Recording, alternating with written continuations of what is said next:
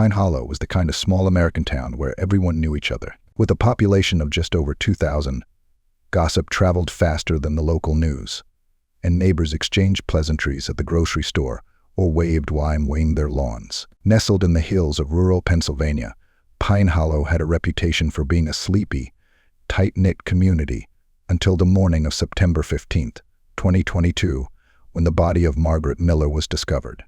Margaret, a 42-year-old librarian, was found dead in her own kitchen, her body sprawled across the linoleum floor, blood pooling beneath her head. The local sheriff, Bill Harper, was the first on the scene after Margaret's coworker reported her missing when she failed to show up for her shift. What Sheriff Harper found in that modest house on Cedar Street was far worse than anyone had anticipated. The signs of a struggle were clear. Dishes shattered across the floor, the kitchen table overturned, and Margaret herself bearing the marks of a brutal and violent assault. The news of Margaret's murder hit the town like a thunderclap. Everyone in Pine Hollow was stunned. Crime was rare here, and violent crime. Unthinkable. As word spread, people locked their doors for the first time in years, exchanging anxious glances over their fences, wondering who among them could commit such a heinous act. But the biggest shock was yet to come. As Sheriff Harper and his team processed the scene, the details grew more disturbing. Margaret hadn't just been killed, she had been savagely beaten and strangled. But there was something else, something that made the crime even more chilling. Scrawled across the kitchen wall in what appeared to be Margaret's blood were the words, "She had to pay." This message turned the case from a tragic murder into a horrifying mystery. Who had a grudge against Margaret Miller, the quiet librarian who had lived in Pine Hollow her entire life? Everyone who knew her spoke of her kindness, her dedication to the library, and her love for her family. She lived alone, her only son, Evan, having moved away for college 2 years earlier. There was no ex-husband, no romantic partner that anyone knew of. To most, Margaret was simply a beloved fixture of the town, always smiling behind the counter at the library, always willing to help. But Sheriff Harper couldn't shake the feeling that there was something beneath the surface, something that Margaret had kept hidden. The viciousness of the crime suggested a personal motive, a crime of passion rather than a random act of violence. As the investigation deepened, Harper began to look closer at Margaret's life, questioning those closest to her. It wasn't long before the first cracks in Margaret's perfect image began to show. Some of the town's older residents recalled rumors from years back, whispers of a family feud, a falling out that had left Margaret estranged from certain relatives. Others mentioned a brief but troubling relationship with a man who had left town under mysterious circumstances. As Harper dug further, it became clear that Margaret Miller wasn't as untouchable as the town had believed. But what truly set the town on edge was the idea that her killer was still among them, walking the streets of Pine Hollow, blending in with the community while hiding a terrible secret. As Sheriff Harper delved deeper into the investigation, the town's idyllic image of Margaret Miller began to fracture. While most people had nothing but praise for her, a few voices began to emerge that painted a different picture. One name came up repeatedly: Daniel Ross, an ex-boyfriend of Margaret's from years ago. Daniel had been a drifter, moving from town to town before settling in Pine Hollow for a brief period. He and Margaret had dated for nearly a year before their relationship abruptly ended. Shortly afterward, Daniel vanished, leaving behind nothing but rumors. According to some, their breakup had been ugly. Margaret had confided a few close friends about Daniel's temper, about how he'd started showing signs of jealousy and paranoia. But she never reported anything to the police, and many believed that once he left town, the chapter was closed. Still, the message written on the wall, "She had to pay," suggested that someone believed Margaret had done something unforgivable. Harper reached out to old contacts, trying to track down Daniel Ross. It wasn't easy. Daniel had a history of moving from place to place, never staying long enough to form roots, but the possibility that he might have returned to Pine Hollow couldn't be ignored. As Harper worked to find leads, his deputies began interviewing everyone in Margaret's orbit, looking for anyone who might have seen something out of the ordinary in the days leading up to her murder. One of Margaret's neighbors, an elderly woman named Mrs. Tanner, provided the first tangible clue. She recalled hearing raised voices coming from Margaret's house the night before her death. It had sounded like an argument, but Mrs. Tanner, hard of hearing and not wanting to interfere, hadn't thought much of it at the time. She couldn't make out who the second voice belonged to, but she was certain it was a man. That small detail set the investigation on a new course. If Daniel Ross was back in Pine Hollow, Sheriff Harper needed to find him fast. As the investigation progressed, tensions in Pine Hollow began to rise. The once cozy atmosphere of the town now felt charged with suspicion and fear. People who had always considered themselves part of a close-knit community began looking at their neighbors with wary eyes. Whispered conversations in the local diner and grocery store grew more frequent, as residents speculated about who could have committed such a monstrous act. Margaret's son, Evan, returned to town as soon as he heard the news. Grief-stricken and overwhelmed, he threw himself into cooperating with the investigation, though he had few answers for the authorities. Evan had been away at college for most of the past 2 years, returning only for holidays. He hadn't seen his mother in months, but their relationship had always been strong. He couldn't imagine who would want to hurt her. But as Harper questioned him, one thing stuck out. Evan mentioned that his mother had been acting strange in their last few phone calls. She had been more withdrawn, less talkative than usual. When he asked if something was wrong, she brushed it off, saying that she was just busy with work. That Evan hadn't pressed her at the time, but now, looking back, he couldn't then shake the feeling that she had been hiding something. The discovery of Margaret's apparent secrecy, combined with the cryptic message on the wall, only deepened the mystery. Was Margaret involved in something darker than anyone in Pine Hollow had imagined, or had she simply crossed the wrong person? Meanwhile, Sheriff Harper's team was working overtime. They combed through Margaret's financial records, looking for any irregularities, and reviewed security camera footage from nearby businesses, hoping to spot anything unusual on the night of the murder. Still, no solid leads emerged, and Harper found himself wondering if the killer had planned this carefully enough to slip through the cracks. Despite the town's growing unease, Harper knew one thing for certain: whoever had killed Margaret Miller had a reason. And whatever that reason was, it had to be buried in the shadows of her past. Now, it was up to him to bring it to light. 2 weeks had passed since Margaret Miller's murder, and Pine Hollow was suffocating under a cloud of fear. Despite Sheriff Harper's relentless efforts, the case seemed to be at a standstill. The residents' nerves were frayed, and the media had begun swarming the town, turning Pine Hollow into a spectacle of morbid curiosity. But amid the mounting pressure, a breakthrough was quietly unfolding. Deputy Sarah Collins, one of Harper's most trusted officers, had been tasked with combing through Margaret's personal life, focusing on her digital footprint. In doing so, she uncovered something that Margaret had kept hidden: a series of emails exchanged between Margaret and an anonymous sender over the course of the past 6 months. The messages were brief, but their content was ominous. The sender repeatedly referenced a debt that Margaret supposedly owed, though there was no mention of money. Instead, the language grew more accusatory and cryptic over time, with the final email sent just days before her murder. It simply read, "Time's up." The discovery of these emails threw a wrench into the theory that Margaret's death was purely personal. Whoever had written them had a deep grudge against her, but the nature of their dispute was unclear. Was this the killer? And if so, what kind of debt had Margaret owed Ad? Sheriff Harper immediately issued a warrant to trace the email account, but the anonymous sender had covered their tracks well, using encrypted services to hide their identity. Still, Harper now had a new direction. This was no random killing. It had been planned. The killer had been stalking Margaret for months, growing more aggressive with each message. Harper felt the walls closing in on the perpetrator. But there was one nagging question: what had Margaret done to deserve such hatred? As the investigation pushed forward, Harper focused on the people who had the most to lose. Margaret had been well-liked in the community, but well-liked didn't mean universally loved. Old feuds, past relationships, and forgotten grudges bubbled to the surface as Harper interviewed those who admits. But what they found next would turn the case on its head.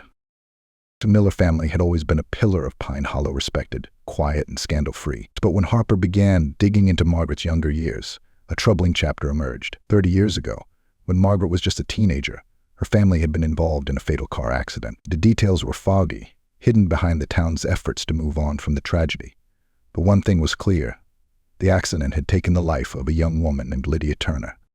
Lydia had been the daughter of a prominent family in Pine Hollow, and her death had devastated the town. According to old police reports, Margaret's father had been driving the car that night. Though the incident was ruled an accident, whispers lingered that the Millers had gotten off too easy, thanks to their connections with the local authorities. Some said the Turners had never forgiven them. Sheriff Harper's stomach churned as he read the faded reports. The timing of the emails, combined with the cryptic message on Margaret's wall, suddenly made sense. Could the murder be tied to this decades-old tragedy? Could someone in the Turner family be seeking revenge after all these years? Harper knew he had to track down the surviving Turners. Lydia's brother, Alan Turner, still lived in the area, though he had kept a low profile in recent years. He had never married, and the loss of his sister had reportedly haunted him. Harper wondered if Alan had been nursing a grudge all this time, waiting for the right moment to strike. When Harper and Deputy Collins visited Alan's home, they found a man whose grief had seemingly swallowed him whole. Alan was distant, unemotional, and questioned about Margaret. "I don't know why she's dead," he said. his eyes empty. But it wasn't me. So Alan's alibi was shaky. Something about his demeanor made Harper doubt that he was the killer. There was no fire in him, no hatred. Yet the Turner connection was impossible to ignore. Someone from that night, someone who remembered Lydia's death, still believed justice hadn't been served, and they were willing to take matters into their own hands. The question remained, who? As Sheriff Harper struggled to piece together the puzzle, one name kept resurfacing: Susan Turner, Lydia's mother. Though she had moved out of Pine Hollow years ago, her presence still lingered like a ghost over the town, and known for her fiery temper and relentless pursuit of justice for her daughter. Susan had never forgiven the Millers for what happened that fateful night. She had gone so far as to accuse them publicly of bribing officials to avoid jail time for Margaret's father. Harper reached out to Susan, who now lived in a retirement home a few hours away. A voice, frail with age but sharp with bitterness, echoed through the phone line as she spoke of the pain that had consumed her life after Lydia's death. She had never moved on, never accepted that it was an accident.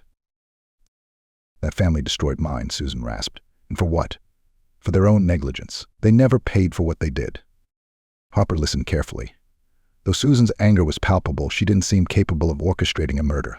At 78 years old, her mobility was limited, and her mental state was clearly deteriorating. But the bitterness in her voice stuck with him. Before hanging up, Susan muttered something that sent a chill down Harper's spine. "You know," she said, almost as an afterthought, "Lydia wasn't the only one who died that night." Harper's mind raced. Was there something more to the accident than the town had known? Something that had remained buried for decades? And if so, could it be connected to Margaret's murder? The conversation with Susan had rattled Harper, but it also gave him a lead. He decided to dig deeper into the Turner family's past, especially into Lydia's death, and he needed to know if there was something more sinister lurking beneath the surface, something that someone had killed Margaret to keep hidden. Back at the station, Deputy Collins pulled out the original police file from the accident. As they flipped through the old documents, something odd stood out.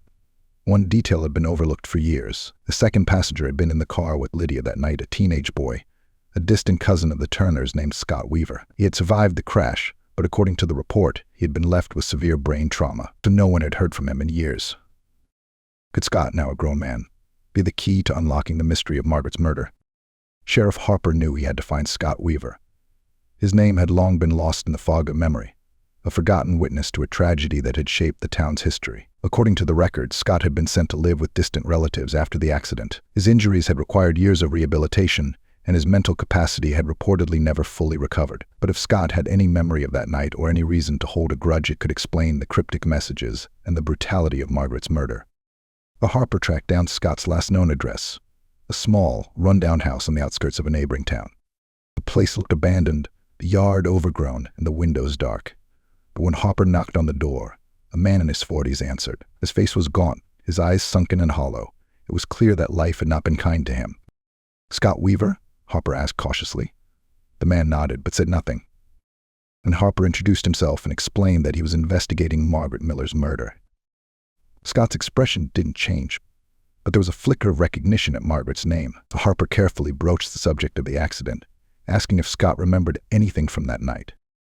For a long time, Scott stared at the floor, as if weighing his words. "I remember everything," he said finally, his voice barely above a whisper. The statement hung in the air, thick with tension. Harper leaned in, waiting for Scott to continue. "They told me I shouldn't remember," Scott said slowly, his hands trembling. "They told me it was better if I forgot, but I never did." Scott's words sent a shiver down Harper's spine. "What do you remember, Scott?" Harper asked, keeping his tone gentle. Scott's eyes finally met Harper's, and the pain in them was unmistakable. "It wasn't an accident," he whispered. "Lydia, she didn't just die. She was pushed." Harper's heart raced.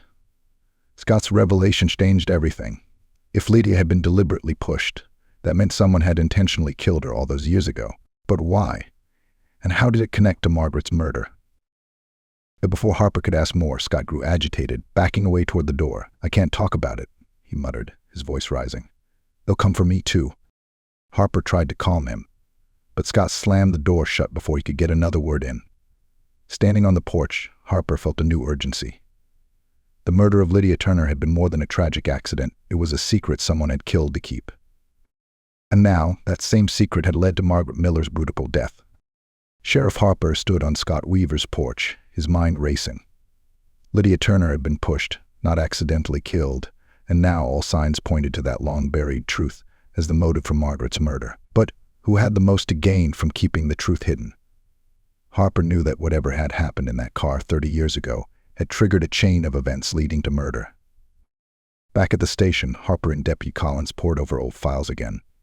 Scott's confession hinted at foul play, but the original police report had ruled the crash accidental. Either someone had covered it up, or more likely, the truth had been deliberately obscured from the start. Collins suggested they revisit the key players, starting with the officers who handled the case. That led them to former Detective Frank Dalton, the lead investigator in the Turner crash. Now retired and living in a small cabin outside of town, Dalton had always been known for being by the book, which made it strange that no one had dug deeper into Lydia's death. Harper wondered if Dalton had missed something, or if he had been part of a larger cover-up. So Harper and Collins drove out to speak with Dalton. When they arrived, the old detective seemed surprised to see them, but invited them in. His cabin was cluttered with remnants of a long career, old case files, photographs, and plaques from his years on the force. Harper wasted no time getting to the point. "Frank," Harper began, "we've uncovered some new information about the Turner crash. Scott Weaver says Lydia was pushed. That changes the entire story. What do you know about that?" Dalton's face tightened, but he stayed silent for a moment, staring at the floor. Finally, he spoke, his voice heavy with resignation. "I was told not to dig too deep," he admitted. "The Millers were powerful back then. Margaret's father, he had connections, money. He convinced everyone it was just a tragic accident. No one wanted to believe a family like that could be involved in something darker." Harper's stomach sank. A cover-up, as he had feared, but the situation was even more tangled than he had imagined. "So you knew?" Harper asked, incredulous. "You knew there was more to it and said nothing." Dalton leaned back, his face lined with regret. "I didn't have a choice. I was told to close the case. Margaret's father had pulled, but it wasn't just him. People in this town didn't want to stir the pot. They didn't want to ruin lives, not over something that couldn't be undone." Harper realized then that Margaret's family had more secrets than anyone had ever suspected. The weight of the Turner crash had been buried for decades, but now it had come back with a vengeance. Margaret's murder was payback for the injustice done to Lydia, and the lie that had been allowed to stand for too long. "Who else knew?" Harper pressed. Dalton sighed. "Margaret knew. I don't know if she was involved, but she knew what her father did. Maybe that's why someone went after her. She was the last piece of that story still standing." As Harper and Collins left Dalton's cabin, a grim clarity settled in. Margaret Miller had carried the weight of her father's sins for years, and someone who had been waiting for justice had finally acted. But who? With new resolve, Harper and Collins made their way back to the station. They now had a clearer picture of the motive, but they still needed to identify the killer. If the Turner family had been wronged, it was possible that Alan Turner, Lydia's brother, had finally decided to take matters into his own hands. Or had someone else, a relative, or even Scott himself, been driven to exact vengeance? It was time to confront the Turners once and for all. With the Turner family at the center of their investigation, Sheriff Harper and Deputy Collins wasted no time in bringing Alan Turner back in for questioning. They found him at his family's old farm on the outskirts of Pine Hollow, a decaying relic of what had once been one estate. Alan was calm when Harper and Collins arrived, but there was something unsettling about his demeanor. He seemed almost expectant. "We need to talk," Alan, Harper said, getting straight to the point. "We know Lydia's death wasn't an accident. We've spoken to Scott Weaver, and he remembers everything." For a moment, Alan's face remained unreadable. Then, a flicker of emotion, something between anger and relief, crossed his features. He nodded slowly, as if he had been waiting for this moment for years. "I knew this day would come," Alan said quietly. "It should have come a long time ago." Harper's pulse quickened. "So you knew all along that Lydia was pushed?" Alan let out a bitter laugh. "Of course I knew. I've known since the day it happened. My parents, they wanted to bury it, to move on. But I couldn't. Lydia was everything to me. And the Millers, they got away with it." Harper stepped closer. "Alan, where were you the night Margaret Miller was killed?" For the first time, Alan hesitated. He looked down, his hands trembling slightly. "I didn't kill her," he said, his voice cracking. "But I knew it would happen. Scotty came to me. He remembered everything, and he was furious. He blamed Margaret for covering it up, for never saying anything. I tried to stop him, but Scott was too far gone. He wanted justice, and he couldn't let it go." Harper felt the weight of Alan's words. Scott Weaver, the forgotten witness, had been consumed by the trauma of that night. His broken mind had fixated on Margaret as the last symbol of the injustice done to Lydia, and in his twisted sense of vengeance, he had finally acted. "Where is Scott now?" Harper asked, his voice tense. Alan looked away, ashamed. "I don't know. After it happened, he disappeared. I haven't seen him since." With that, Harper realized the truth. Scott Weaver, the boy who had survived the crash but never escaped its trauma, had taken it upon himself to seek retribution for Lydia's death. Margaret had paid the price for her silence, and now Scott was on the run. As Harper and Collins raced to track Scott down, the tragic story of Pine Hollow had come full circle. A crime covered up for decades had finally been avenged, but at the cost of another life. The revelation that Scott Weaver had taken justice into his own hands spurred an all-out manhunt. Sheriff Harper, in his teen new time, was running out. Scott was desperate and unstable, and if they didn't find him soon, there was no telling what he might do next. Harper feared that with Margaret Miller dead, Scott might target others involved in the cover-up. Deputy Collins tapped into every resource they had, coordinating with neighboring counties, sharing Scott's description, and putting out an APB. They tracked his last known movements. He had been seen hitchhiking along a rural highway, heading north. His relatives hadn't heard from him, and no one in town claimed to have seen him since the night of Margaret's murder. It was as if Scott had vanished into the surrounding forests, a ghost slipping through the cracks of the world. Harper's gut told him that Scott wasn't running to escape. He was running because he had one final destination in mind, one last loose end to tie up. As night fell over Pine Hollow, Harper sat at his desk, staring at the map of the area. Scott knew the woods around the town well. He had grown up exploring them before the accident that changed everything. Harper realized there was only one place Scott would go, the place that had defined his trauma, the old crash site. The road where Lydia Turner had died had long since been abandoned. It wound through the dense woods on the outskirts of town, overgrown and forgotten, much like the truth of what happened that night. Harper made up his mind to go there alone. If Scott was there, Harper wanted to approach him without the pressure of sirens or flashing lights. He grabbed his coat and gun, informing Collins of his plan. The deputy looked concerned but nodded. "Be careful," she warned. "Scott's not in his right mind. We don't know what he's capable of." Harper gave her a grim smile. "I don't think Scott is going to hurt anyone else. He's just trying to make the peace with what happened. But if I'm wrong, I'll be ready." So with that, Harper headed out, driving through the darkened streets of Pine Hollow and toward the looming shadow of the forest. The air was thick and heavy as Sheriff Harper made his way down the forgotten road, the crunch of gravel beneath his boots the only sound cutting through the stillness. The dense canopy of trees overhead made it difficult to see, but Harper pressed on, flashlight in hand, following the faint trail toward the spot where Lydia Turner had died all those years ago. So as he approached the site, Harper's flashlight flickered, revealing a figure standing at the edge of the road, his silhouette barely visible against the backdrop of the dark forest. Scott Weaver.